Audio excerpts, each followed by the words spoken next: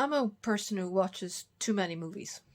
I have been watching too many movies for probably more than 20 years, as long as I've had money to pay for the DVDs and the Blu-rays that I buy, which have been many. My house is overflowing with them. Anyway, I thought that some of you might be interested in some of my very amateur musings on the films that I have seen recently. Powerhouse Films, which is a British company that edits the Indicator film series, has released over the past few months, or the past 12 to 18 months, a series of box sets which groups some of Colombia's film noir output from the 40s and the 50s. So I have the first and second volumes of their Colombian noir collection, and here is number one, which you can see right here in bright yellow, okay, with 6 Blu-ray editions, some of which are world premieres, some of which are British premieres. There's an excellent information booklet, which you usually get with Powerhouse special editions, which give a lot of interesting background to each of the films, so that you're more aware of what it is exactly you're watching. Escape in the Fog is the first in this collection. You can see it right here. And it's a very quick B-movie. It's about 60 minutes long. It's well written. There's not a lost moment. There's not a lost shot. It's very, very economical. For me, it's more of a spy thriller than a film noir. But then again, what is film noir really? It's more of a feeling, an atmosphere than anything else. And I enjoyed it thoroughly. What stood out for me was actually the performance of an actress called Nina Foch, who was an actress that I have never heard of before, which is very surprising because she had an extremely long and varied career. This is a woman who was Oscar nominated in 1950 for the Robert Wise film Executive Suite. She made 100 TV appearances right up until about 2008, I believe, in CSI, which would have been right before her death. She taught film directing and acting at USC and at the American Film Institute. Some of her pupils were the likes of Amy Zeckerling and Edward Zwick and even Julie Andrews. So it was a big discovery for me. I'm thinking, I have been watching films for all of this time and I have not come across Nina Foch. Well, that's what's interesting about continuing to buy these box sets and discovering films that you might never actually have watched otherwise. So the headliner in this movie is in fact Otto Kruger, who was a stalwart of Colombia through the 1940s and the 1950s. I myself know him from his role in Covergirl with Rita Hayworth. Apparently he played a lot of bad guy roles, but here he's playing the head of a spy agency, effectively. He has very few scenes. He's about 2 or 3 scenes.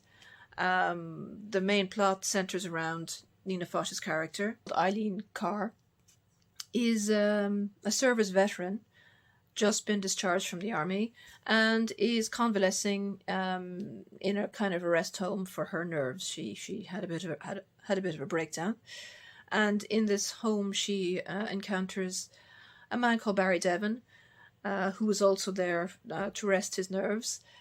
Barry Devon is played by William Wright, who is very much the Clark Gable lookalike, but without the charm and charisma of the original.